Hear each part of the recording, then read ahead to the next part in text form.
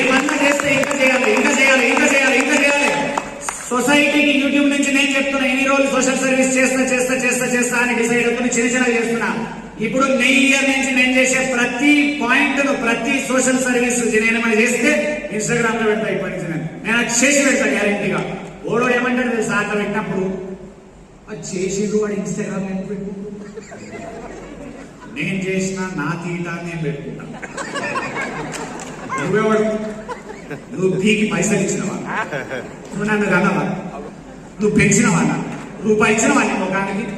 ఏం పీకలే, ఇలా కూర్చోడు, బర్రె కూర్చోడు కూర్చొని వీడు అన్ని ఎందుకు పెడతారు ఇలా ఇన్స్టాగ్రామ్ లో?